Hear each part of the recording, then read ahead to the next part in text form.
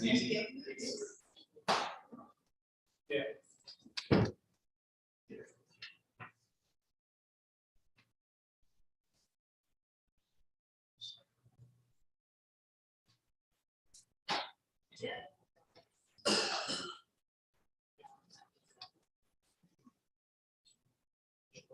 Overall,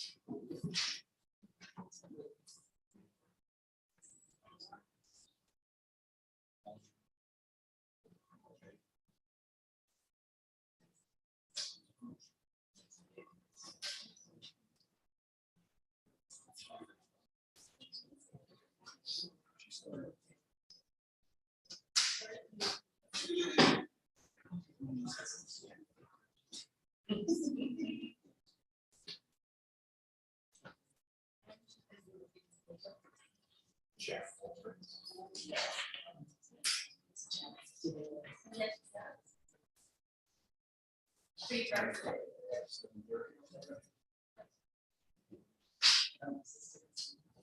Cindy, you ready? All in order, this regular meeting of the Mercer Borough Council. Mr. Wood, please, the pledge of allegiance. I pledge allegiance to the flag of the United States of America and to the republic for which it stands, one nation, under God, indivisible, with liberty and justice for all. Thank you. Last, everybody joined me in a moment's silence for a couple of different interests this evening, one of which is committee lost. Member Mike Gino, who was a longtime member, was on insurance book for a long time, suddenly last week. And we also had two our family members here in the borough employees, Barbara Bennett and Bill Watson, both lost their mother within the last couple of weeks. And Barbara's mother, Barbara, passed just this Saturday. So if you will, please join me on the silence.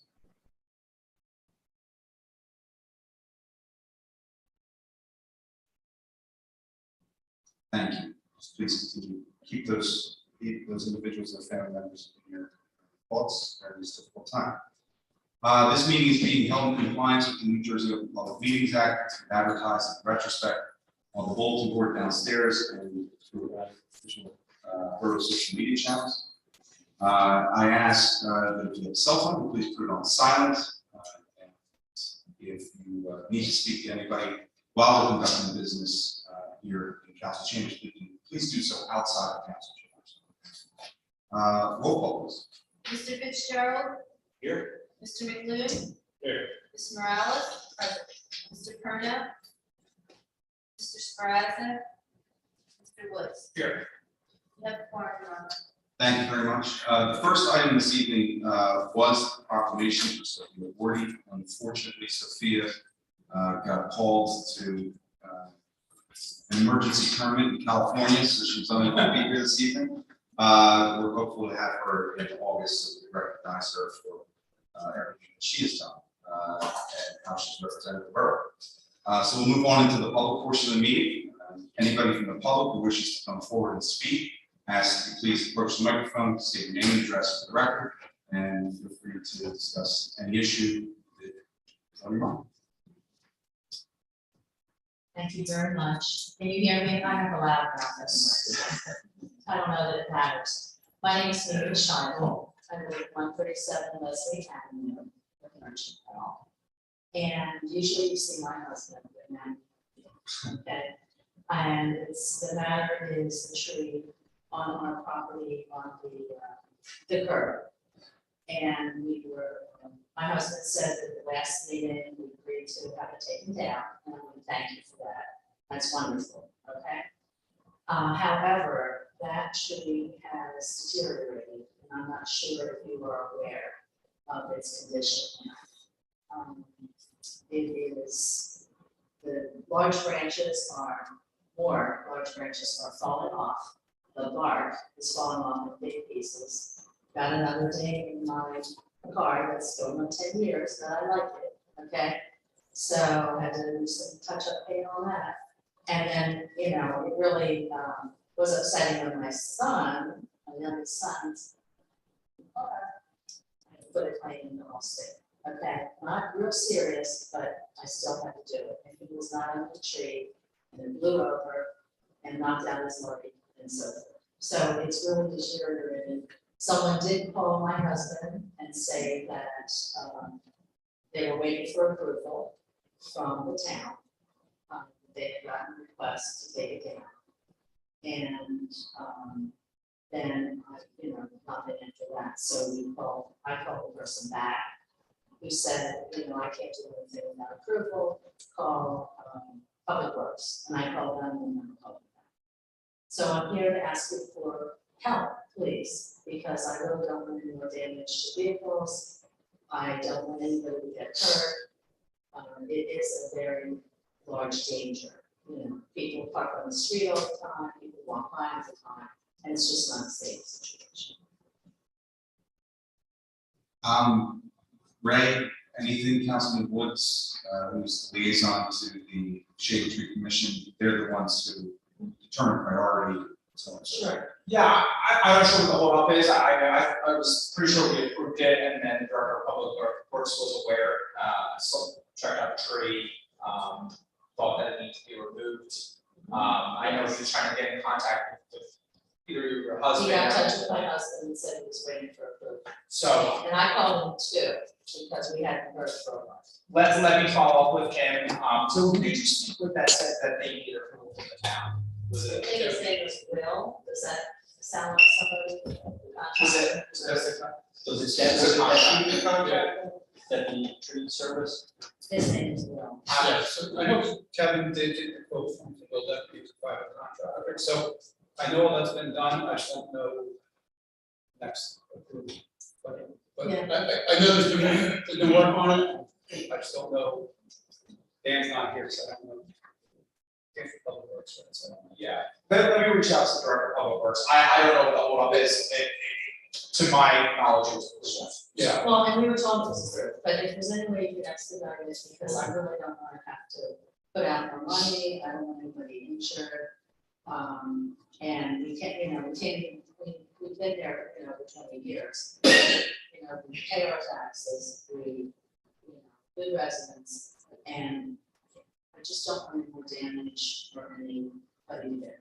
I just don't. So if there's any way that you can expedite it, that would be wonderful. Okay.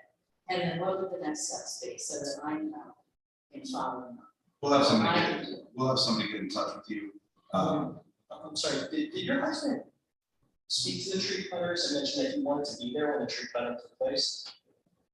I think so, because we have to move the cars. But And so the tree cutters but the tree cutters were there and then, No, there was a man who came by, sorry, I don't remember, with a truck.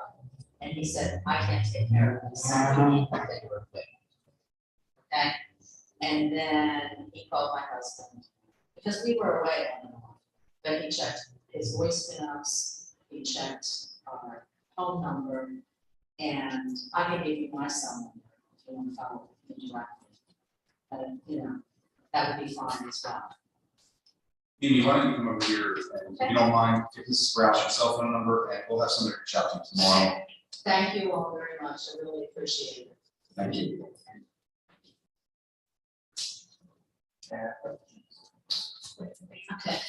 Yes. So we have some conversation in order to make it.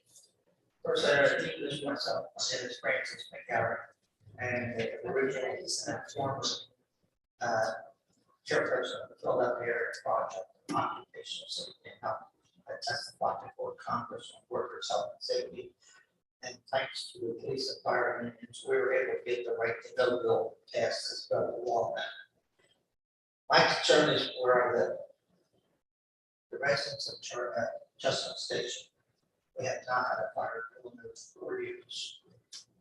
There was no master plan on the whole board. When I brought it to the attention of management about 3 years ago, they took down the outdated plans. The board plan, there's been no approval of any kind in that building in 4 years. We had the fire alarms go off. Nobody to this day knows why, but they were off for about a half hour, which had lasted. Seniors that haven't lived there before had no idea where to go. Some of them are handicapped. Nobody knew to go help somebody out of their apartment. The rear door coming out of the building, which is fire escape steps that was in the concrete portion of the building. They'll come down and they're all gets one door that swings out, and beyond that door is nothing but cars. There is no safe passage away from the building. I brought this up to the fire chief. He said that's the way they designed the building. That's not a good excuse, because all fire drills will tell you, leave the building and clear it as fast as you can. So that's something that has to be done. Management doesn't care. They really don't care about their residents. The other thing is the traffic that gets through that parking lot.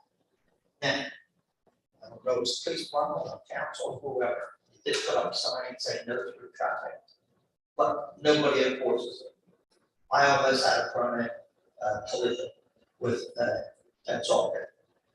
Big red fire truck that they had, because they were coming past, Blue Monkey, which had two 40-foot trailers out there on the road.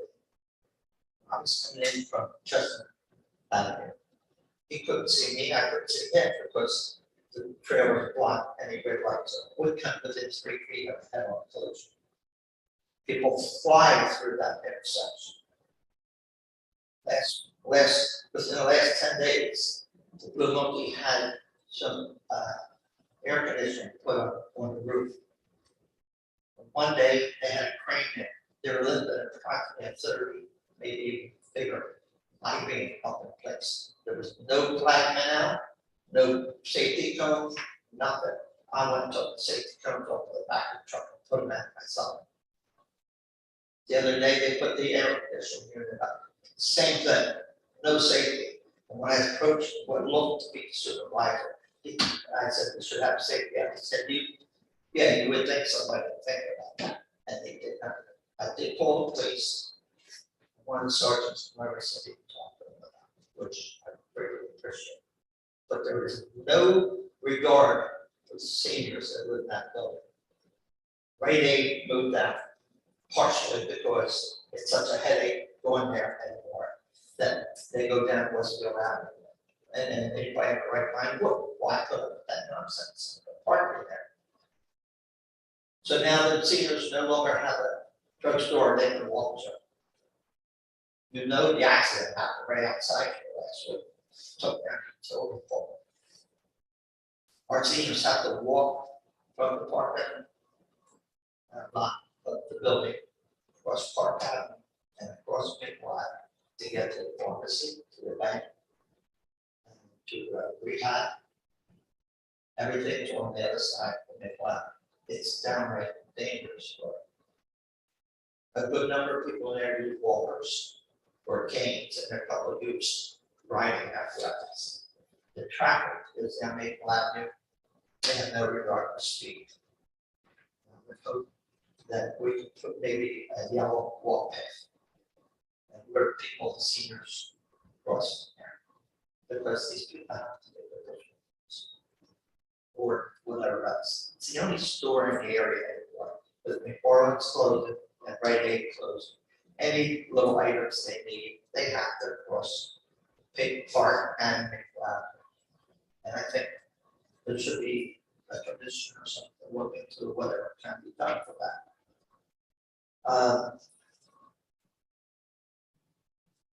The park, beautiful park, where you sit at the porch with it, but there is no access to that park from Chestnut Station. None whatsoever. People with walkers and canes cannot walk up the grass to the path, but the gazebo, beautiful. It's a great job. Last week, I spoke to a group of ladies who were there at the sorority or something, they were on it. And they were even saying, why did they close the street off? There's nobody in there using it anyway. Second, to this day, it's been over 2 years, that has not been reported as being a dead end street. It's still on GPS as it's street. I had a truck the other day delivering bottled goods, and you know they're very heavy, soda bottles and all. He had to make a U-turn there. And I asked him, because it's unusual that somebody follow the directions not to go through. I asked him, did you come this way because GPS told you to? Yes. But he abided by the law. As big as his truck was, he made a U-turn and went back the other way. These things are dangerous to the seniors. All I'm asking is to take one of the parking spots. There's a ramp alongside the Chestnut Station, which is in line with one of the parking spots, and then there's a grass flower tree. That would be perfect to put a curb cut there and get them access to that pathway. So I'm just asking if you can help these people out, because they're a prisoner to that building. Nothing goes on in that building, absolutely nothing. It's so depressing. I'm not the oldest person here by any means, but I'm 76 years old. And I hate the place. Management doesn't get one damn about the residents. They have not had a janitor in there since they got this new man. He refuses to do any janitorial work. He said he was hired as maintenance. You go in the back door, you see this big stain and all the leaves and everything, been there for months. It's the toilet. They should have a water filter for that building. You flush the toilet, after the black line, looks like iron. Boxes. Clean it, 2 days later, there was a black line. There's the health and safety in that place is absolutely poor. Management's only there 1 day a week. That's there to sign in new residents or collect money. Other than that, she doesn't care. They're trying to evict me because last year there's a resident there, who's a disabled veteran. Her apartment is right alongside where the dumpsters are out back. For 3 months, there was no pickup because they were having a dispute with their haulers. I took the containers, I rolled them over across behind the back of what was right here. They threatened to evict me. I myself am a service connected disabled veteran. That's why I'm wearing 2 pair of glasses, because I'm waiting for them to get me a new pair. But I'm concerned. People in there, it's not enough to wait. They're becoming more and more reclusive every day. So, let us reach out and speak with Conifer, see what we can do on some of the fire protection, health and safety concerns you have. And I'll ask Ms. Kraus to set up an opportunity for me to speak with them. We can work with Camden County and see if we can create a crosswalk that connects maybe through the alleyway. Well, the ramp Other that than runs across. along the front side of the building, there's a park. No, Parkway across. I'm talking about for access to CVS. Oh, okay. For access to CVS, therapy, bank. Let me see if we can work with Camden County and possibly find the right spot there. Right. For where a crosswalk would make sense. We did try and we had a study done to lower the speed limit on Maple Avenue to 25 miles an hour. It's not a road that we have jurisdiction over. Okay. It is a county road. They unilaterally changed that to 30 miles an hour when they redid the roadway. We paid to have a study done, and unfortunately, due to the requirements under the relevant code, once the study was done, it didn't qualify to be reduced to 25 miles an hour, it was to stay at 30 miles an hour. So we're kind of stuck on the speed limit there. We would prefer it to be 25 miles an hour. I don't think anybody sitting around this table believes it should be anything different from that. But unfortunately, we can't do a lot about that. I was thinking along the lines, put up a sign that shows the wheelchair and maybe yellow lines plus. For the crosswalk, yeah, we'll see what we can do on that. We'll work with the county. I know that we've also had conversations with the police about speeding on Maple Avenue and other roads throughout town. With regard to access to the multi-use park, the multi-use path in the park, where the gazebo is, we're waiting on results from a study from the planner to formalize the closure potentially of that road. Remember, this was a temporary closure. It's really It's over 2 Or- years. yeah, we're still in the middle of the ends of the pandemic, so this is all part of that. And we were permitted under state law to continue to have that outdoor seating there through November of 2022. I do know that it hasn't been used very frequently. However, I also know that it will be moving forward used much more frequently. So it's going to become a dead end. We don't know. We have a planning study being done with options that are going to be provided that may provide for a cul-de-sac like situation there to make it a dead end. And in that, we asked them to study access and traversing that street for access to the scene. One other thing that I've noticed goes on, the people exiting St. Peter's Church. They come up that way, they can't get through, they have to turn around for that. Right. Because that's the easiest route for anybody going to, or space that hit most of the patronage of that church, that's all. So now they're gonna go over down the Browning Road for it, cross over and then go right back. It's just, I see no benefit at all to closing off that intersection.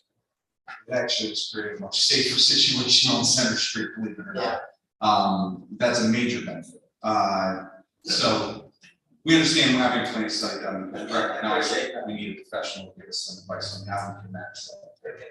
Thank you very much. Certainly. Any other members of the public? State your name, address, for the record. Good evening, Dr. Richard Chapel. Just wanted to get back to the start of the school year. I usually contact the county to get the crossroads repainted, especially on Chapel Ave and Victoria. They did that today. The sign that is right there that usually says for a crosswalk was knocked down by a water company truck, not the water company truck, but a vendor for them. I was wanting to know when that will be replaced because it's gone still. So would like to get that back. Victoria Chapels. Yeah, it was the yellow crosswalk sign. Truck ran it over, driving down the street.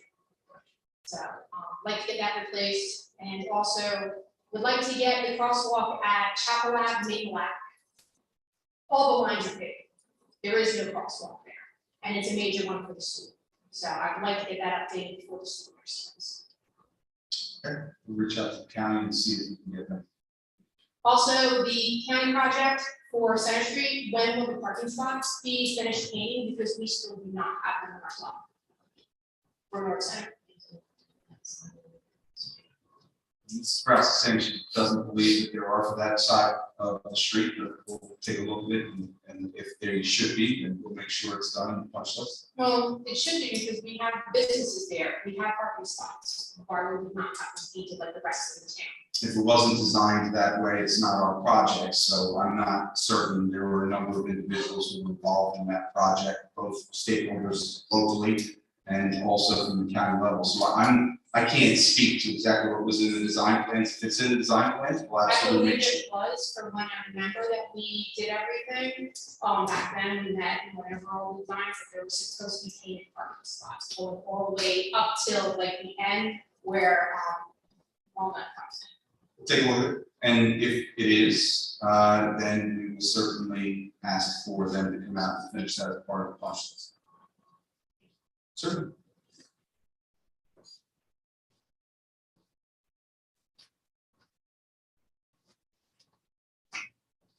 I'm a resident, I own a photography, it's reasonable, Archibald.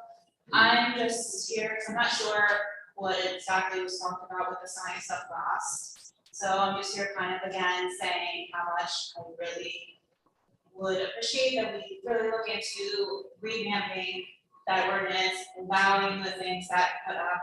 I noticed Sephora, like they put up their things, which is technically not allowed, but to me, it drew my eye, and I've gone up and down Center Street a bunch of times in the past 7 years that I've been here, and I go on autopilot, but that drew my attention right away. So they're doing their job, and we need to kind of modernize our historic town in some way, because it's been the same for like, I don't know, forever. So everybody just goes on autopilot, and I've only seen nothing but positive things about the stuff I put in my windows. People are saying the downtown is looking more vibrant, it brought life to that building, so I don't understand why we're being so almost shut off to changing things and not allowing things, or saying it's still so specific or so big, or you know, not just opening our minds to growing this downtown into something that it could potentially be. I know everyone's like, we can't be Collins, we can't be Hatfield. Well, yeah, with that mindset, we'll never get there, and we'll never expand and never grow. So this could be, in my opinion, a start to better changing our downtown to be more welcoming, more attracting to businesses. I think we have so many empty buildings for whatever reason, one or another, that's just sitting there. And maybe because people don't even realize we're here. Most of my customer base is not Merchantville. Only the past 2 years I've started gaining Merchantville residents and businesses, and it's because I moved there and put those signs up. They think I'm new, they didn't know I've been here for like 7 years now, and it's doing its job. So like we need ways to draw people's attention in a world where they're driving or they're on their phone at the stoplights, like they're not paying attention to what's around them anymore, unless there's something to draw that attention. And because we can't have neon lights, because we can't have this, like, we need to be able to do something besides just the same signs that everybody looks the same, like it doesn't show any difference. People don't even realize businesses are coming and going, they're like, I didn't know they had a coffee shop, I didn't know they had this, like, on social media, you hear these things and see things, it's like, well, what else can we do? And when we try to do things, it's like, oh, I got a call in 24 hours, so like, I had to take it down, it was against the ordinance, and I hear it, but at the same time, it was 2020, and that's like the, I guess the separation I think we feel as a businesses, it's like, you let the monkey open up their sorry. You let the monkey out of the street, you let other whatever. So I was like, I gotta call 24 hours to take down my signs. And I was trying to do something to make sure it could stay in business.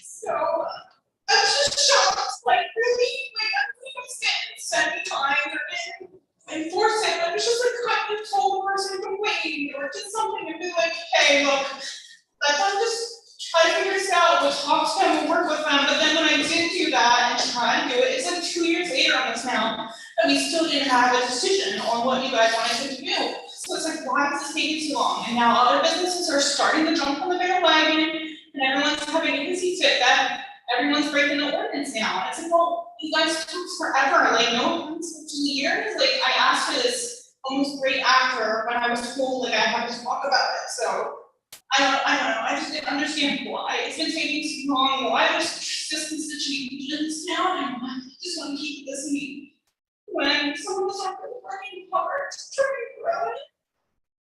Into something a lot better. And it's like I could just like run my business and forget about everything else, but I really want to do it.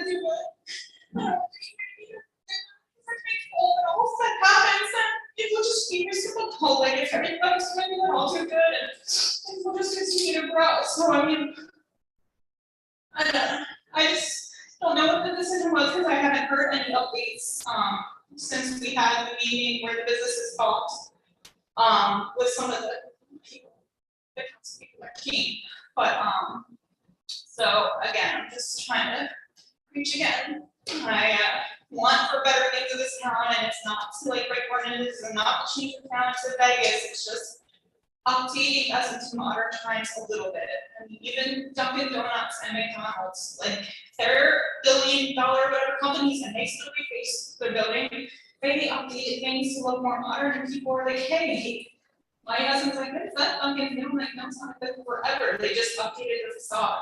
When we have like, we look so dingy and run down, the sidewalks look gross, like the scouts, like our Cub Scouts and stuff cleaned up all the like the memorial things were covered in dirt and leaves sitting there in front of the businesses because no one bothered to make sure that business that's empty, that the landlord was keeping it up or cleaning it up, and it's just, it spreads, like, and then other sidewalks, and the awnings look so dingy, like, I don't know if it's just a lack of motivation of the landlords or whatever, but there's just nothing pushing people to do good, and I know my building, it's all stucco, so I asked, like, can we power wash it, and they said it won't.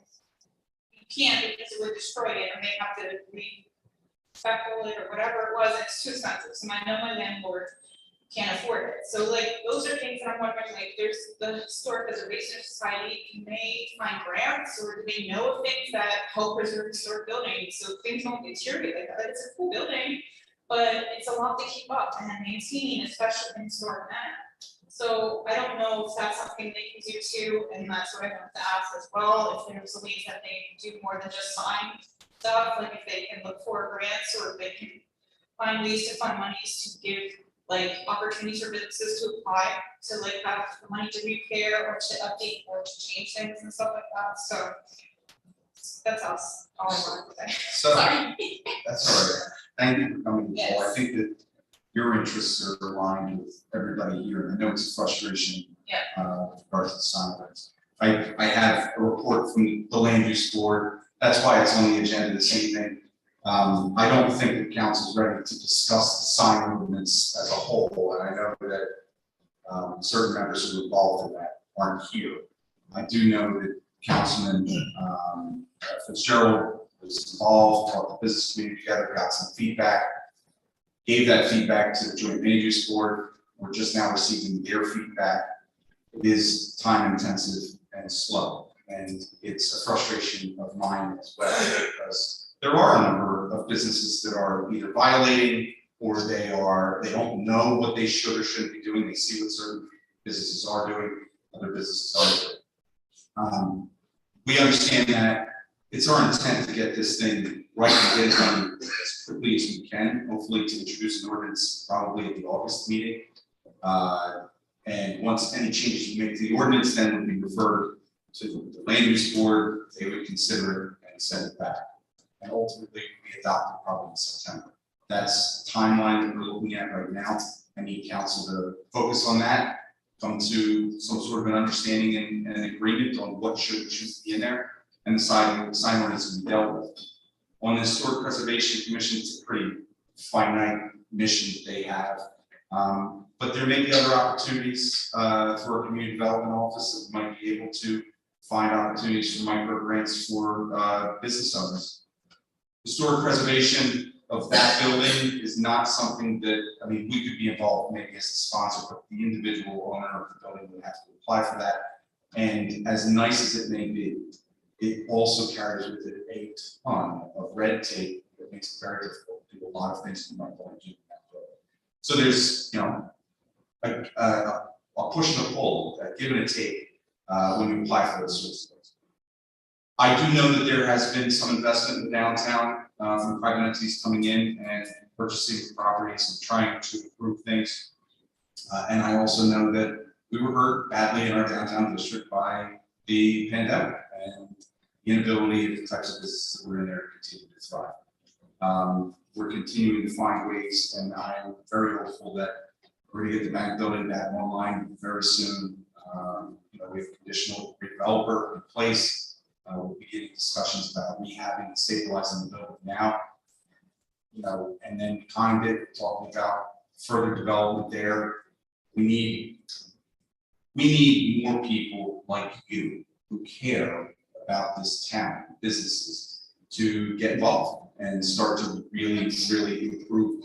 Because there's only so much we can do. I mean, there's only so much that we can do. I know you guys are saying the same thing, but I don't have a pot of gold sitting somewhere back here that we're just waiting to give to the next person that shows up after we leave, right? We're dealing with taxpayer dollars and a tax base that's built almost entirely off residences. And so it's very difficult. And we have to find where we prioritize, and we have trees that we have to take care of, as you saw earlier, and we have roads that we have to take care of, and sinkholes, as Mr. Woods said in the meeting before, and we have seniors issues, and we have all these different things that we're trying to manage. But we want to support our businesses as well, and we'll do whatever we can. And yeah, we did. We offered to every single restaurant in this town to have outdoor seating, and one took us up on that. Every single restaurant, we went to every single one of them and said we'd be as flexible as we possibly could to provide them an opportunity for outdoor seating. And Blue Monkey's the only one that took us up on it, which is fine. And I'm hopeful that the other restaurants that are supposed to come online at the old McFarland's, at the old diner, I hope they come online sooner than later. I'm hopeful. But that is their internal process that needs, you know, there's always so much we can push, they have to be ready to go. So it's a frustration for us as well. But I appreciate all of your statements and your passion and emotion this evening, because I feel the same way.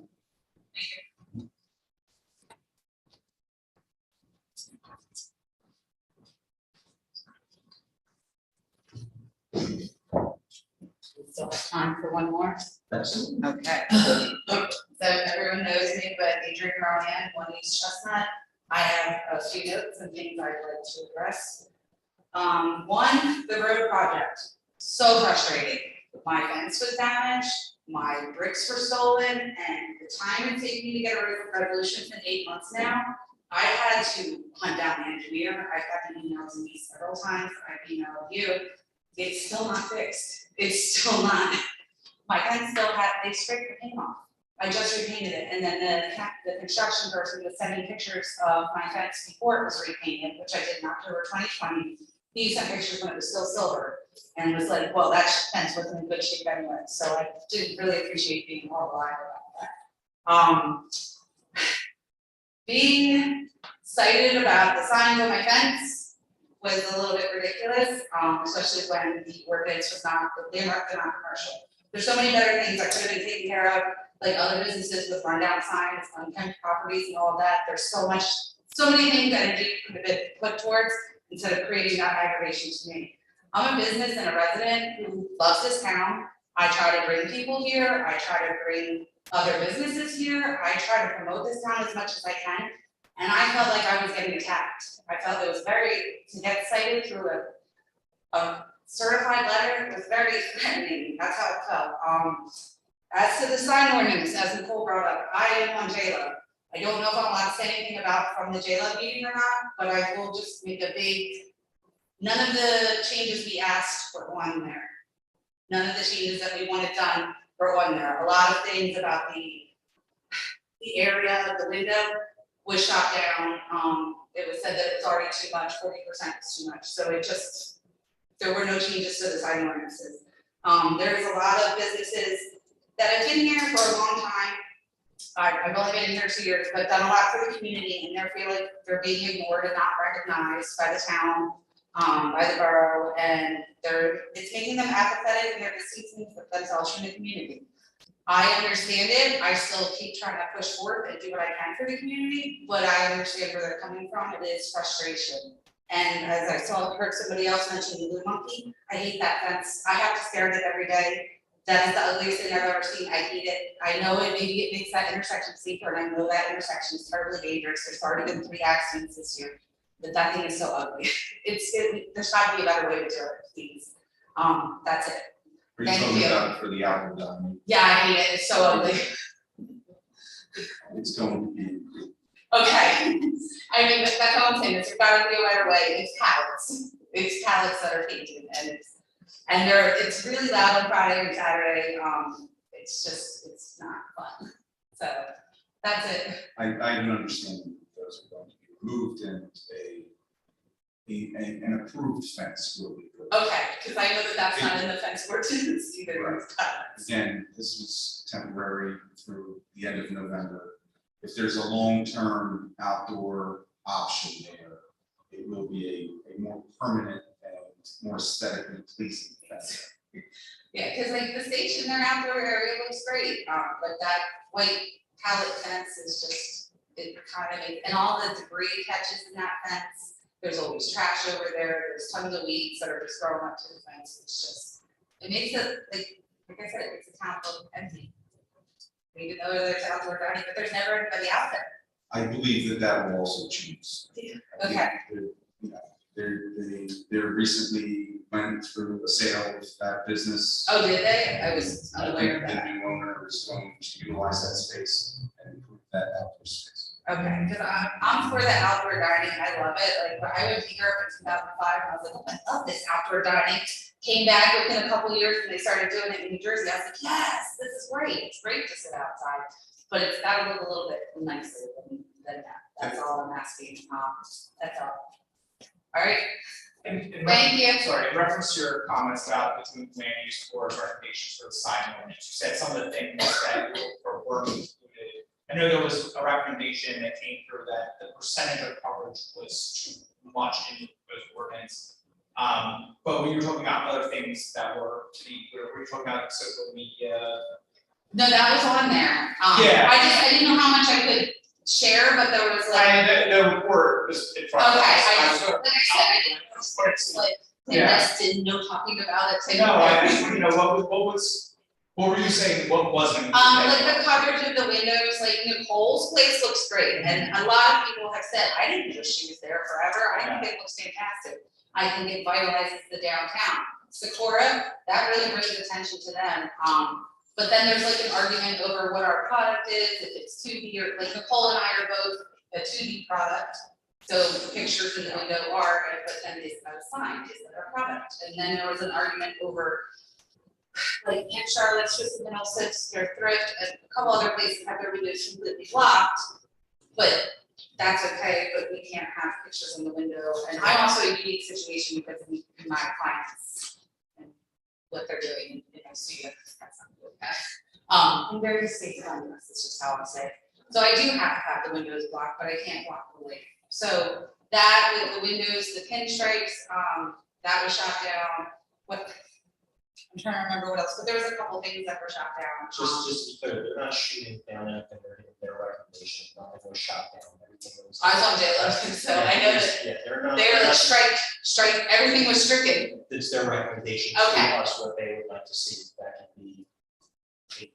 They have no control over what they can get their recommendation, we can choose to ignore it or accept it. Okay, but and there wasn't any like mention of making signage on window area bigger at all, it was still at 40%. So I didn't know if that was gonna come up later or. That is an ordinance, yeah. And in the report, from what I read, I mean, the proposal coming from the board was that 40% coverage was too much. They said it was too much.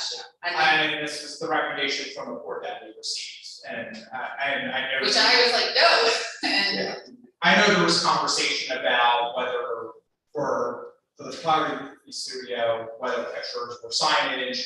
It didn't seem like there was consensus there from the board, so you were there, you heard the conversation, Yeah. I think that's why I was saying. but there was a lot of striking going on of strike back. Yeah. And I don't think that we asked for, I don't remember, but either Jackie or Nicole can let me know. We didn't ask for neon lights and that did there. I think that was previously in. the Okay. ordinance. Yes, that was previously in the ordinance, and there was just a general, mention of the ability to give some leeway for lit signage, not neon signage specifically. Okay, because I remember the big section in red being about neon lights and. Yeah, which the backlit sign that was also a recommendation that was stricken from the. I guess it's more just about the area more than anything else, because I do think like support looks better. I understand that in some of the conversations as well as it's safe, can the police see inside? Don't always need to see inside, like Nicole has newborns that are new, nobody needs to see her little newborns in there. I have clients who are new, nobody needs to see that. And then there's children who walk by my house, it's a legal moral obligation for me, I have to. Well, just like the recommendations that Joint Land Use Board provide to us, we will take your recommendations Thank as you. well. And when we review the We ordinance, we'll. We just all that want a little more latitude, we don't want like neon colors, but a little more latitude to be able to advertise successfully. To be able to make the downtown look like we have a thriving downtown, because right now it really doesn't. And we keep having businesses leave, I don't know why, they keep going to Haddon Township, Hollywood, wherever. But when I was in Haddonfield, I did not encounter as much issues. I will say that Collinswood's sign ordinance is I know far more Collinswood- restrictive. I know, I live in Concord, I know it's very strict there, I used to live and work there too, but Haddonfield was much more, they were like, I'm not gonna- okay, if you, like, they were like, I had to get a fire permit in there, and my room was open, I had to get a firewall here, which was insane. But I had like an opening into another store, and like the person who owned that store lived there, and they were like, okay, fire permit, just bring in your square footage and the floor plan, you're done. I was like, okay, cool, thanks, but here, they're like, firewall, this and that, and I was like, oh, okay. So, it's just a lot. Alright, thank you. Thank you.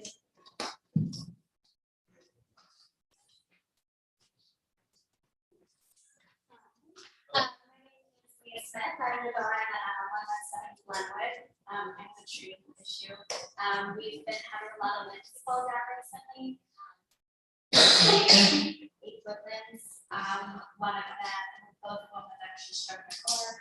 Had a legal new car, that's a improvement, so if something to come up. Did you report to the chief? We did, we put in a form, but we never did that. We had a meeting this past week, and I know there was a number of trees on the back wood that some of the commission was going out for review, so I'll make sure that that was one of them. Okay, thank you. And I have a request for the charity walk. If you have any questions? Yeah. Well, just later new business, we have a proposal for a public event. It's on September 17th, assume it's Saturday. Yes. And it's from 9:30 to 3, anticipating 150 folks, and again, just looking, walk throughout town, supporting cancer. Anything else that you want to? I know that there was, we were kind of doing a partnership with the brewery. I know that there was a new thing that passed with the limit of how many people can be there. We just wanted to say we more would like it to be parking lot or out there. Not necessarily, either of them, I know it's tricky if they people not knowing that they can't take their alcohol beverages outside. It's not true. It's not true. Okay. Tonight, well, not after our next. Next. We actually are introducing an ordinance this evening that allows for open containers in that triangle area. Oh, fantastic. Okay, It should so, be approved by September 17th. I would imagine. okay, so, we would just, in case there's any issues with that, with the brewery, we more would like to just say we want the event to be more of a party, in case that was unclear. To check the box for the triangle, the downtown parking lot, and also multi-pad as well for the wall. And it's been signed off by Chief Battle, Chief. Okay.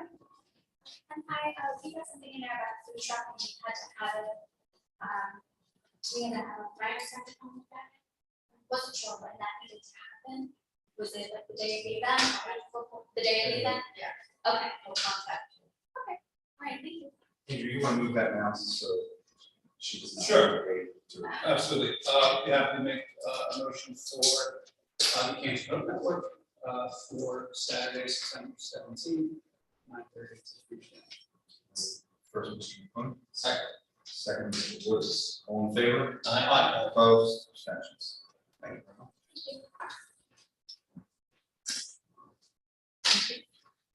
Yes. I'm gonna make one quick comment. A couple weeks ago, we had. Mr. McGarrett, I think you have to come up to the mic, please. Couple weeks ago, we had fire break. 30 from 5 to 7, so a lot of people were content, because that's when we're traveling to the front line. So I want to thank you for having, and with the exception of one police officer who has since retired, I want to tell you, you have the best police force in it. They treat me with nothing but respect. They're grateful. Thank you. All right. Just want to pull the switch over here. Any other public?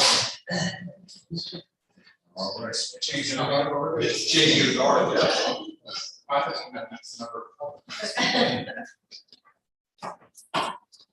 Anyone else want to get associated with that? All right, we'll close the public portion. You're not. I would love to. And move on to the approval of the minutes from the May 9th council meeting.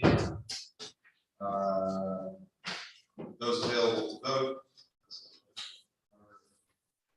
Everyone that's here.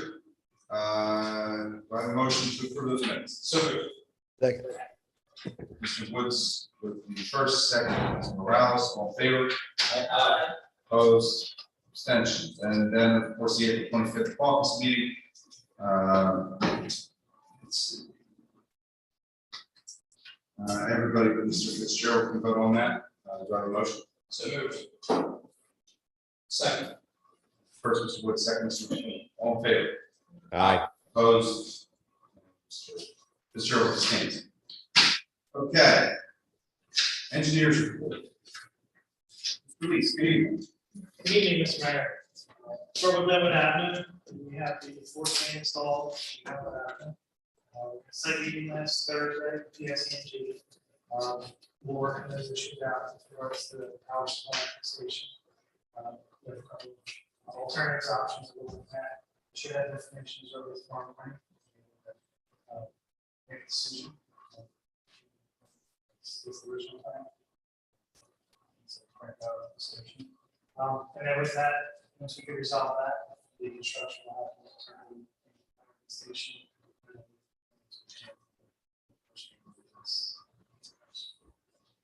Okay, and I do know, we're gonna look at your tree, but they wanted to take 7 of those trees down on the street there, and, I don't that's, need 117. That makes a couple of us sad on that street. we're not, so that's, Mr. Lees was just talking about a change in the way in which we're gonna get power to the pump station. And it means that we only are taking 1 of the 7 down, so we were able to save 6 trees. Hopefully, one of them isn't the one that's, None of my Sure. air horns, so, okay. yeah. All right, so, but I was, thanks to Mr. Lees for coming up with that other solution, because it just was not viable to take 7 very mature trees that were not on our list. They weren't not on the shade tree list.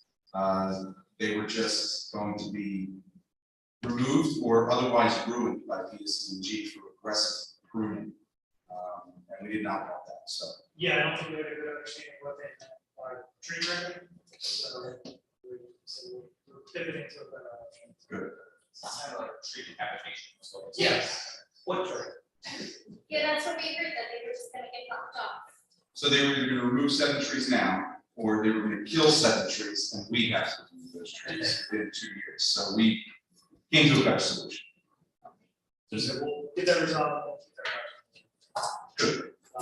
Last Monday, we had a pre-construction meeting for the replacement of the DPW building. Contracts have been issued to the contract for execution. Shop owners have notified by sheet by I'll have them return, so we can get that project moving as well. We are still working, but I believe we're close to completing the punch list for the fiscal year 2020-2021 road program. We were able to get the area across from the alleyway of Hamilton striped. So now we receive this access in and out. We have to have a couple of handicap ramps refilled with sand. Was put done to code first a couple of times, but we have now, and we're just confirming a couple of the issues on the stations. For fiscal year 2022, the field work for the survey has been done, so we'll allow us design plans. We'll get those in, copies to the borough, as well as copies to the DOT for review, and then upon approval, we'll send it as a bid. The application for the fiscal year 2023, I believe we're through stage of PMRS. So I think we have everything in line for submission by the end of July deadline, so we should have that information. We're also working on miscellaneous capital projects as we discussed last meeting. Some ideas put together with regards to some lines that may be coming in the near future.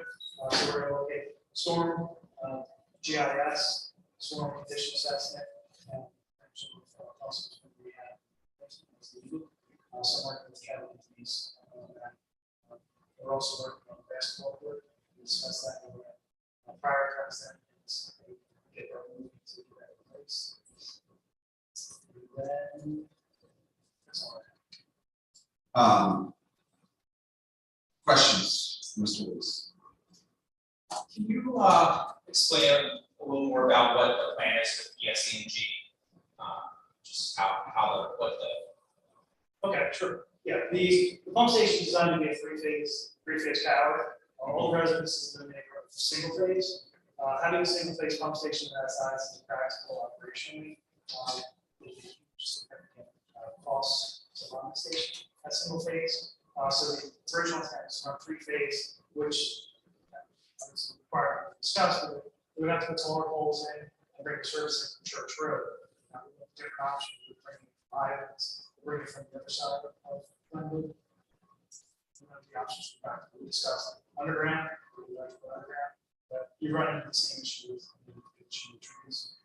So what we're going to look at is on-site wind use transformer to convert single phase at the station to 3-phase. So then what they'll do is there's a pole right now, it's literally right from the station that was proposed. They'll bring service down the same phase, either through VFDs or through an on-site transformer. And there's a three-phase, and the pump station will bring us. When do we expect that to be complete? So as soon as we get the issues with VFCG, like I said, and we have all components, I think it's out of the precast, but that's due to the. So as soon as we get this issue settled with VFCG, we'll be working out that finish.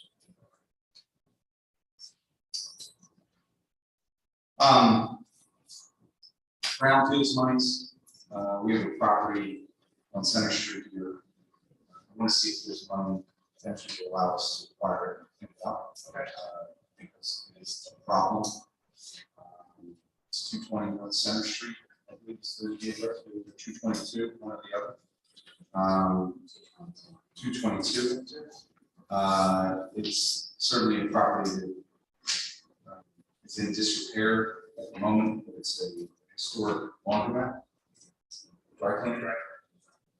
So there's an expectation of contamination in the site.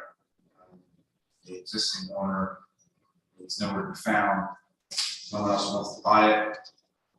We don't want to buy it. And so it's a health and safety issue. Is there an existing monitoring was that there? No. So we need money to be able to acquire it. In the shoes of Due to due diligence on it. we gotta do whatever we gotta do. So let's see what monies are out there from an environmental perspective. Because we'd like to rid that of that eyesore if possible. The problem, of course, is that it's a joint building, right? It has a joint wall with a neighbor at 220. No. 224. 220 is the other one. I understand. Yeah. Sorry, I had 220 on mine. Anyway, and it's problematic. So it's partially unsolved, partially commercial. Okay. All right. That's all I got. Thank you, Tom. Thank you. Okay. Correspondence. The other correspondence we received was from Department of Community Affairs, section good correspondence. In the state budget, there was an increase of the allocation for the energy tax receipts to the borough for this fiscal year for about $29,000. We expect that it will be greater in the full budget cycle for the following budget cycle. Unfortunately, because of the timing, this doesn't go into this budget, it will be included our next year's budget. But an increase in revenue from the state is well received for the first time since 2010. It's been flat, so thank you for something that's better than nothing. We had actually been lobbying for a bill that provided for full replenishment of that. Unfortunately, that did not pass during the session. There was a concession in the state budget, so for that means a line that continues to fund that, continue to receive those additional dollars. All right, on to council reports. Mr. Woods. Thank you, Your Honor. Just a couple quick updates from the joint committee board meeting that was on the 14th. I won't belabor the point, the sign ordinance was reviewed and everybody here received a copy of the report. The major takeaways were that the window coverage was too great, and that they wanted more consistency and clarity within the ordinance. They did not support the ordinance change allowing for internal illumination of signs, and they also believe that there was additional clarity needed for hanging sign requirements.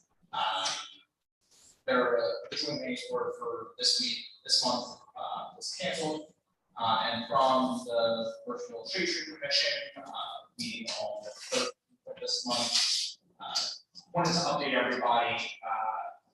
The Shade Tree has been in contact with Triple Oaks Nursery in Franklinville to plan our fall planting, which has kind of lapsed in years past.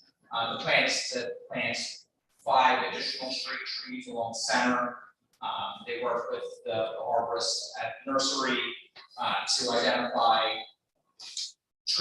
would fit the setting and were needed to the town. And they were looking a lot in the areas along center where there were former trees, but were taken down because of the road work. And also, in addition to the 5 trees that are being planted, there's an additional memorial tree being planted along Maple, using the memorial funds for Tommy Hill. That's all I have. If there's any questions, I'm happy to. PSCNG is going to replace the tree. Correct?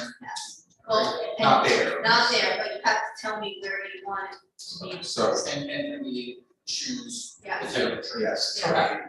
Yes. Okay. Yes, I will let you know if that back to the future. Okay. Anybody, any questions? Mr. Woods? Ms. Morales? Good evening. Good evening, everybody. The board report for the month of July, and this month, the borough collected $6,490. Cases that were 257, and then were 17 were excluded, we have 3 in-person work sessions and 1 success.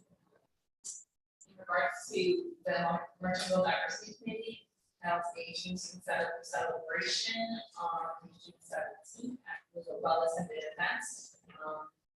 It was an opportunity for us to build some community connections with our Black-owned businesses and Crafts Creations and Essence Fitness provide some nice space for our youth, along with the PCA, PI, Diversity Equity Committee.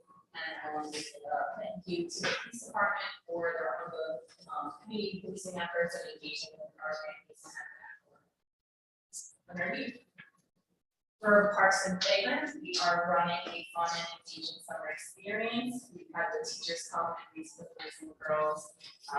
The police again doing a nice sound job. Visit our campers, engaging with them. We have a library each week come and visit, and also some small businesses that we're planning creations on activity. We have 115 campers registered, and today we have to meet 9 campers. That's it. Awesome. That's always. Yeah, right there was the last Wednesday. Yes. For all Shout that. out to the fire department, they brought the fire tenant, the tenant boxes, an extra one, so. Questions, Mr. Mass? All right, Mr. Fitzgerald. If you're on, start with DEP, we have officially hired a new, full-time, CDL Class A employee, as well as a part-time mechanic, with 5 nurses back up to full strength. We've been at half strength for months now, so with finally bringing on the new employee, that with that bonus of having CDL in place, we're back up and running full strength again. Repairs are being conducted on one of our trash trucks, as well as Tom mentioned, the DPW roof will be starting soon. Also, they haven't changed the locks, the community center locks are damaged once again. People have been attempting to get in, or they have gotten in, so that's been kind of ongoing. So hopefully that'll, the new lock will remedy that issue, and then 2 sewer calls for answer. Board of Ed will be meeting next Thursday. I'm not going to report on that since the last meeting. Merchant Business Professional Association met on June 15th. Went over just some of the things that they're looking to get started with going into the fall season. Some of their recommendations to us in terms of how we can assist with that or not assist with that required. Other questions involving some of the things that were mentioned earlier in your public portion, or about the sign ordinance, some of the DPW. I have spoken with DPW about making sure that they're staying on top of some of the businesses that are for sale or are currently on being utilized. I think they still need to require the owners to upkeep the outside of their building, so these where maybe moving in on that moving into the future. That is it for me. Questions? Questions for Mr. Fitzgerald? Thank you very much. Mr. McClung. Thank you, Your Honor. We have 4 updates I want to pass along from Chief Garcia on behalf of the Merchant Police Department. First, we did have Sergeant Frank Talarico retire in the month of June. Second, in regards to training, the department, actually, all the officers went through ICS 100 training. This was FEMA Incident Command training. Third, I don't have the statistics this month for June. The chief here did note that 91 what we call engagements are the positive kind, engaging with the community. As Councilor Morales mentioned, the police department has the Parks and Playgrounds program on a daily basis, making relationship with kids and going good. And then last but not least, I'm going to give a shout out to Rebecca Calloway, for stepping up to be the grant coordinator from the Municipal Alliance Program. This allows us to continue our funding for our LEAD program and National Night Out. So thank you for stepping up and helping out. Great, appreciate it. That's all I have for this evening. Thank you. National Night Out is second. So August 2nd. So we'll announce that at the end. But yeah, August 2nd. Okay. Thank you, Council. Any questions for Mr. McClung? Clerk's report. Mrs. Rouse. Have nothing, Your Honor. Everything's already on the agenda. CFO. Thank you, Mayor. The auditors were here. They provided us with a list of housekeeping items that we're reviewing. There were no findings. We're very happy to report, and hopefully by the August meeting, we'll have the full report. Thank you. Questions for either? Community development. Thank you.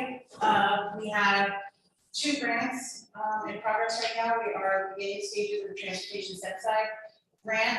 Funding from this would be used in updating and developing the borough's stormwater mitigation system, improving on the basins that we have, and hopefully make a substantial impact both on the environment and our stormwater management. So Ms. Ross and I are engineering stages of that. We have meetings set up with TRPC, who is in coordination with the grant to go over our plan, and we outline shortly after. As I reported over on staff, Merchant was awarded a grant for $192,000 to be used towards the purchase of an electric garbage truck by NJDEP. We are one of the only towns in New Jersey that will have an electric garbage truck. It's a huge step towards sustainability in town and serving as a model for our neighboring communities. Right now, we are getting quotes for the trucks, chargers, and installation of the system, and we'll be moving forward from there. And of course, we'll keep everyone updated on progress. We should have a truck, if everything goes well in operation, about this time, 2023. So very excited for this. We already talked about the sign ordinance 100 times, so I'm going to glaze over that. Monsterville will be here very soon. Everybody's starting to get very excited about it, right? We've got a lot of new, really great additions this year, including the first Merchant Monster Crafts and Fine Arts Festival, which is going to bring upwards of 100 vendors into town, along with hopefully a few thousand people that follow this particular festival around the area. We're also looking at additions to our witches house, which we had last year, including story times, talking about the library. Our incredible Market Center team has put together a fantastic month of activities and brand new events and themes for the entire month of October, so we're looking forward to that. And we have a number of upcoming events. The soonest being National Night Out, August 2nd, followed by 2 markets off center, the Nut Shop on August 12th, and a drink sustainability session on September 2nd. And then on September 10th, we have both a townwide yard sale and one of our great businesses playing with this. We're having our toy festival fair, which is always a huge hit. That's going to be a really big day in town. And then wrapping up September is September 24th, the Music Fest and a car show preview. That's all I have. Right. Questions, Ms. Carroll? Sounds like a busy schedule. All right, into old business, sign orders recommendations from the land use board. So, we've had some public comment about this evening, and, Councilman Woods, I know you discussed it a little bit, Councilman Fitzgerald, I know that you discussed it a little bit. I don't know that this group is ready to discuss the recommendations in earnest, because again, they're just recommendations coming from the joint land use board. We ultimately will make the final decisions about what amendments will or will not be included in the ordinance and the revisions to the ordinance. I would really like to see this come and be introduced, these revisions be introduced at the August 8th, 9th, 8th meeting of council. Because I think it's about time we've had all the appropriate bodies take a look at this. We've had the HTC take a look at it, provide a recommendation. We've had business communities provide their feedback. We've had the joint land use board provide their feedback. So I think now's the time. Take the next few weeks. Let's put something together that we can, at least as a start. There's no promises. We're not going to. Not everything will get into this, and you're never going to be able to make every single business happy and perfect. But let's do what we can to make sure we're supporting the interests of business while maintaining the character of the community. So if we can get that done, talk to Mr. Speraza, Mr. Fitzgerald, see what we can do. Really streamline that, get that ready for you. All right. Questions or concerns about this? Just as a heads up, when I sent out the initial email with the original draft, I had a couple of questions that I asked of council, a couple of them dealt with uses of language. I've made adjustments to one of them because as the mayor pointed out, we wanted to get this right. That included language for the, what was mentioned, Sakura has this sticky, it's kind of like that dotted signage where you can kind of see the dots and you can see how, but you can't see kind of it because of the graphics on there. I made in addition to that, also one of the questions I asked dealt with the size of signage. That was part of what we were hoping to get down. I'll just throw it out there. I don't agree with land use board's notion on that, but I'm looking to kind of iron that out and increase that in upcoming draft soon. So if anybody would like to go back to that original email, just look over some of the questions I have. But I know one of the other things dealt with definitions. I wrote that initially too. The definitions portion is something of a placeholder, just as we were kind of similar to the checklist that would go to Rebecca in the beginning. It was kind of a placeholder for her to kind of go over and see what her feedback would be in terms of what would work best for the borough here. So yeah, if anybody has any questions or roll back to that initial, please let me know as soon as possible so that we can try to get that language ironed out correctly for the board or for council. Councilman Fitzgerald, if you would just, and also anybody, if you go to the source document and you make changes, please track those changes before you send them back so that we don't have to search through it and figure out what revisions you might have made. Sometimes it's just grammatical, but we've got to make sure that the final document incorporates everything that everybody had concerns about. So, or maybe not, but let's do the best that we can. Please track the changes. All right. Okay. I look forward to seeing that draft. Okay. So Rebecca, you're going to do a brief presentation. Very Brief presentation. Very So what we have here for the public and for members of council is one of the initiatives that we've been working on is modernizing the borough, modernizing our website, modernizing our interface with the community, with businesses, with residents, et cetera.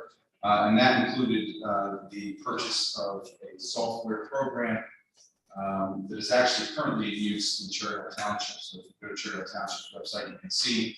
And as a business, as a resident, you can interface not through our website, but it's not live, but both our. It's going to come on eventually. But it will allow us to be better, better serve our residents, better serve our businesses, better serve our visitors to our community, because it will allow them to do business through our website, allow us to be more responsive, allow us, those that are responsible here, to make sure that we're holding our staff accountable in responding in an effective and timely manner, make sure that we're holding our staff accountable to their calendars, their appointments. We've heard from residents, we've heard from businesses over time that sometimes we're not as reliable as we need, and we're going to hold people accountable to be that reliable. And we're going to allow you to control how that information gets to us, what information gets to us, so that we can make sure that we're all working from the same set of facts and information. This is clearly was something that was not just a long-term vision for the borough, but also as a result of COVID, made it a necessary item and investment. And so, Rebecca, why don't you walk us through what exactly we're talking about here? Okay, so thank you, Mayor. As I said, this is a digital portal launch. It's going to streamline resident tasks and experiences dealing with things they have to take care of. So this is through Spatial Data Logic and their municipal management software. They really help, as I say, to bridge the gap between municipalities and their constituents. It allows residents to reduce the amount of time that they have to spend coming in and out of Borough Hall, making phone calls, looking for forms online. You can engage with the program on 3 different platforms. You can do it access from your smartphone, from your PC, on an iPad, and just the residents have all of that access, and so do borough staff. We have all of that readily available, so everyone is connected 24/7, which is a huge advancement. It's going to create greater efficiency, drastically reduce paper waste, which is huge, but we are talking about more sustainability in the borough. And most importantly, it syncs up all the information between all the different departments. So everyone has access to information on each property and anything that's going on with it, whether it's the zoning application or a violation or a dumpster permit, whatever the case may be, all of that information is in one central location that everyone has access to. For the borough use, they said you can find everything all in one place. It allows borough staff to navigate between all the different departments. So you have different modules for construction, land use, clerk, whatever the case may be. And you can go through and I can see that, Denise spoke with this resident on this date, they have this permit, it needs to be reviewed by this time, and it gives you have that whole schedule, and you can see if something's falling behind, or there's an update that needs to be added. All that information is in one place for borough staff, and allows them to manage their tasks easily. And the information is updated in real time, rather than waiting to get an email or for those papers to be filed or whatever. As soon as I put in that update, everyone has access to it. And in a lot of situations, we'll get a notification about it as well, so they know. Yes. So just to give the folks at home and those here and also council, 2 important things I mentioned at the end. 1, an audit trail. Our ability now to look and see who's done what, when they did it, why they did it. That's important for us to hold our staff accountable. And 2, the ability for us to navigate between departments and communicate in real time with departments is important. As we continue to enter into shared service agreements with other communities for vital services of this community, not everyone's going to be sitting in this building every single day. It's just not a reality. And between that and our field staff, who are generally not in an office, now, because of the ability for mobile technologies and utilizing this program, they're going to be able to receive that information in real time.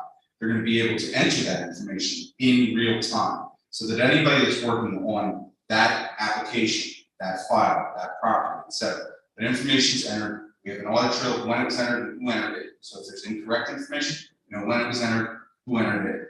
If there is real-time information needed in another department, they have that information at that point. This will allow us to better serve our community. And I want to reiterate that to everybody. That part, that back end side for us will make us better. See Click Fix was like the first step of this. This is better than that, and it is more intuitive for our departments to run reports and have back end information. I apologize for the blurriness. No, that's it. So the software offers essential tools for each department process. So unfortunately, it's kind of blurred here, I apologize. I've been doing this before. This first square up here is to schedule inspections. So someone gives us a call, says, hey, I'm ready for my brush inspection for electrical. Mr. Watson can go in, schedule that inspection. The inspector gets notification on their phone because they have that app that tells them what the part of the property is, when they're supposed to be there. Rather than having to go through a series of emails or phone calls and, go through down the way and try and get everybody on the same page. Everyone knows if there's any issue, and unfortunately, a resident, maybe the inspector has somebody come up and they didn't show, we can pull that up and see, okay, this is exactly when they were gonna be there, this is what happened. We'll also know whether they passed or failed and what the issue was, because many times we're trying to decipher everyone's handwriting on the slip, what did they say, why did this fail? No more questions about it. You're gonna know exactly in real time what happened, that they passed or failed, and what they need to do to correct that.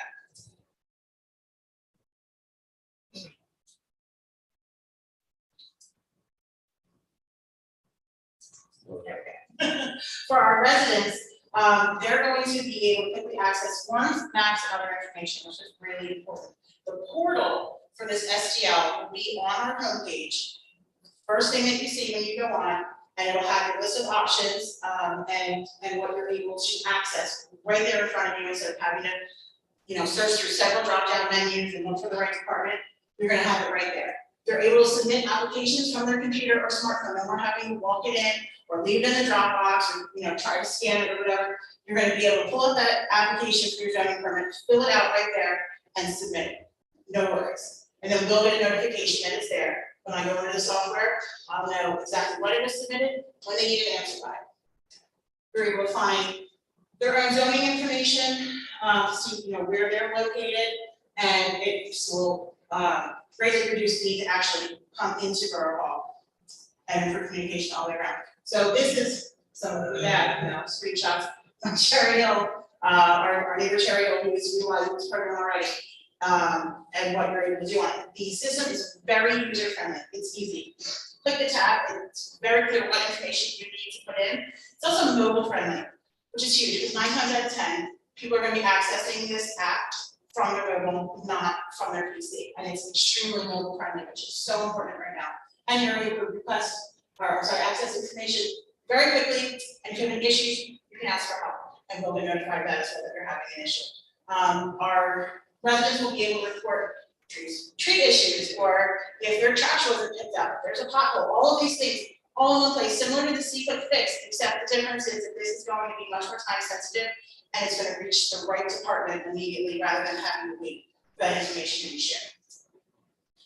So in order to make this a success, we need commercial people to know that it exists. So we have some plans in place to make sure that that happens. We're going to be utilizing the Borough YouTube channel and the website with the video tutorials of exactly how to use the program. We're going to get on it and do it live and use it, record that, and have that available for our residents to look at. We'll share that, the links on all our social media, it'll be on our website, all that good stuff. We have our Borough Brief, which goes out to residents a few times a year. The next one is actually going to be on a couple days to everyone. It's also available on our website. We have information in there, and we'll continue to put that. We're going to be doing a postcard mailer, so we make sure we reach every home. It'll have information on how to access it, a little very brief summary of what it is and where they can find out more information.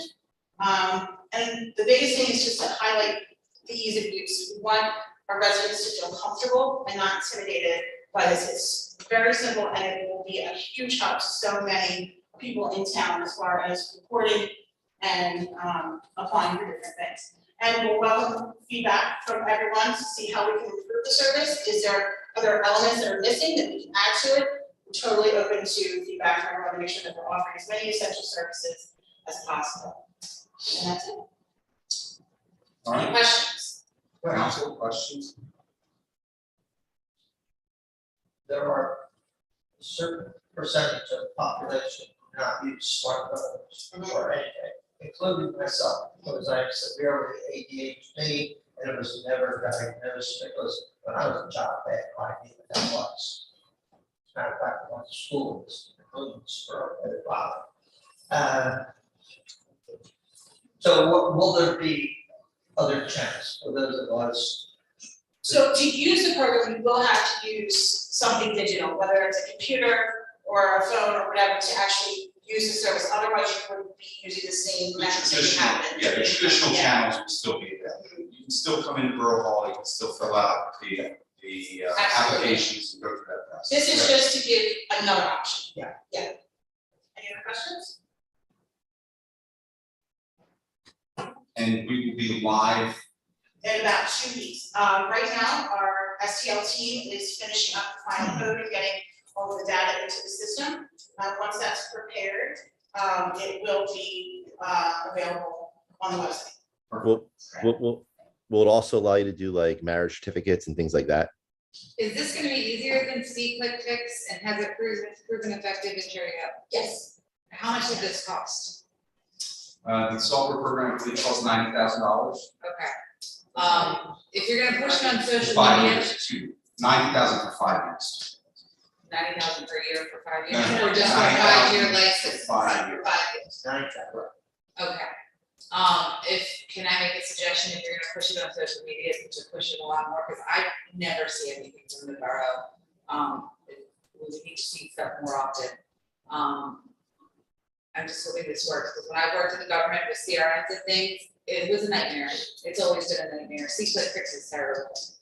So I hope this works. I hope it's easier to use. I hope it's really user friendly.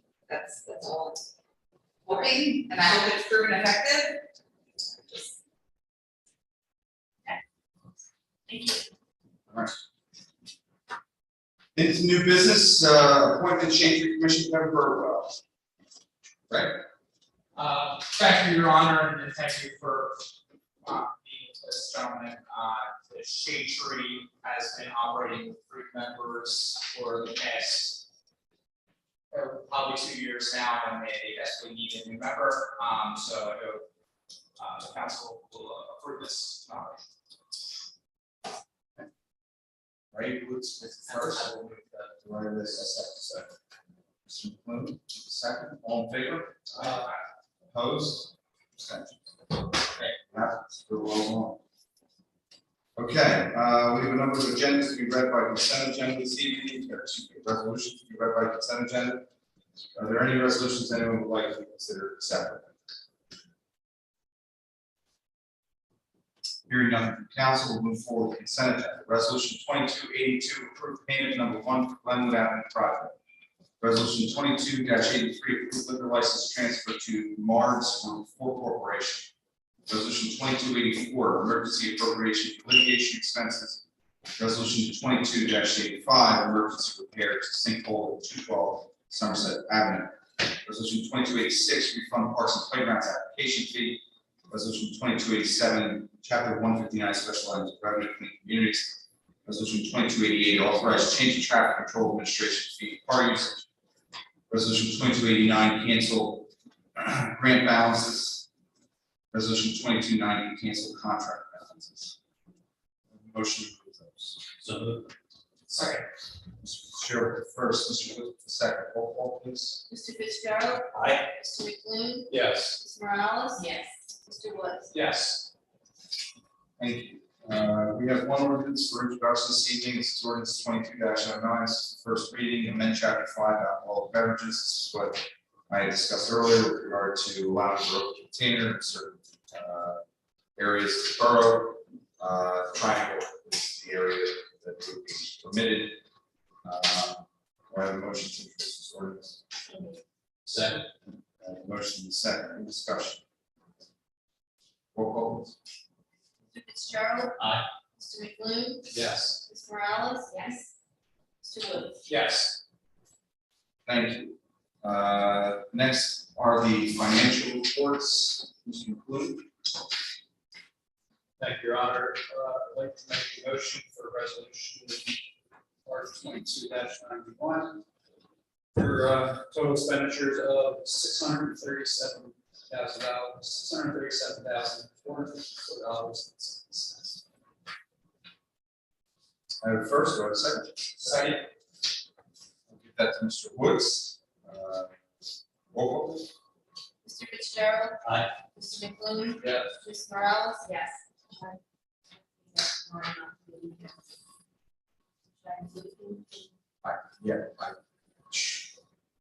Can we hear it?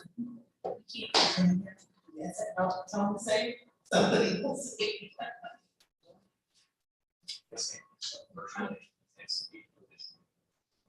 I'm gonna say yes. Mr. Woods. Yes. Okay. Yeah, let the record reflect Mr. Prano has joined us this evening virtually through Zoom, so he is present at the meeting. Okay. Sorry, Anthony. Thanks, Teddy. Next, announcements. Any announcements, Mr. Kraus? Read all the announcements. Okay, any matters of private session? All right, hearing none. I'll accept the motion to adjourn. So moved. Second. Motion second, all in favor? Opposed? Meeting adjourned, everyone. Thank you very much.